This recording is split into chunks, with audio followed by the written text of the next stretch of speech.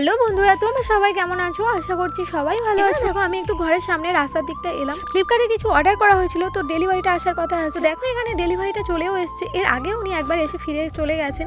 কারণটা হলো আমাদের বাড়িটা ভেতরের দিকটা বলে কিছু বোঝা যায় না, তো এখানে এসে আমি দাঁড়িয়ে থাকায় উনি আবারও এসেছে। আমার সাথে বর্ষা, লিসা, পল্লবী ওরা সবাই ছিল। তো ফ্লিপকার্টে কি অর্ডারটা এসেছে তাই ওরা দেখতে চাইলো। অংশুর বাবা অর্ডার করে দিয়েছিল, তো এটা খুলতে আমি দেখলাম যে এটা হোম ডেকোরের জন্য রাধা আর কৃষ্ণের একটা সুন্দর ছবি আছে। আমি এটাকে আনপ্যাক করতে ওরা সবাই মিলে একটু হাতে নিয়ে ফটোটা দেখলো। এখানে ওরা সবাই বলছিল যে ফটোটা ভালো হয়েছে। তো তোমাদের কেমন লাগছে অবশ্যই করে কমেন্টে জানিয়ে। একটু ফটোটাকে ধরে একটু পোজ দিয়ে দিল। এরপর দেখো আরেকদিন যে ফ্লিপকার্টের অর্ডারটা ডেলিভারি এসেছিল, তো এখানেও একটা ফটো ছিল খুব সুন্দর। এটা অন্য একদিনের ফটো, তো এটাও আমি এই ভিডিওটার সাথে অ্যাড করে দিলাম। এবার দেখো এখানে সৌরদীপ এসেছিল, তো অংশ ওর সাথে খেলা করছিল। আর আমি এখানে আজকে বৃহস্পতিবার, তো নিরামিষই রান্না হবে, তার জন্য এখানে আমি আজকে গাছে মূলো আর পালক শাক তুলে নিচ্ছিলাম। এমনিতেও আমি বাগানে মাঠে চাষি নই, কিন্তু বাড়িতে যে এই মূলো আর পালক শাকের বাগানটা আছে, এর থেকে আমার মূলো আর পালক শাকটা তুলতে কিন্তু খুবই ভালো লাগে। কোনোদিনও যদি বাগানে গিয়ে থাকি তবে কিন্তু গাছের ওই যে টাটকা সবজিটা আমার নিজের হাতে তুলতে খুবই ভালো লাগে। এখানে একটা দুঃখের বিষয় দেখো, আমার দু সাইডে যে পালং শাকের বাগান, তো এক সাইডটা পুরোই পোকায় খেয়ে নিয়েছে আর এক সাইডটা ভালো। পালং শাকের বাগানের মধ্যে দেখো কয়েকটা সর্ষে গাছ হয়েছে। দেখো আমি 2 সপ্তাহ আগে একটা জায়গাতে একটু কুপিয়ে ধনে দানা ফেলেছিলাম, তো গাছ বেরিয়ে গেছে। আমি এখানে রান্না করব, তো তার জন্য পালং শাক আর মূলোটা ধুয়ে দুপুরে রান্নার জন্য বেগুন ভর্তা, মূলো ভাজা, পাপড় ভাজা আর নানা রকম সবজি দিয়ে ডাল করে নিয়ে। নিরামিষের দিনে তোমরা কে কেমন ভাবে রান্না করে থাকো অবশ্যই করে কমেন্টে জানাতে। তো চলো ভিডিওটা এই পর্যন্ত এন্ড করলাম। ভালো লাগলে অবশ্যই একটা লাইক দিও। টাটা।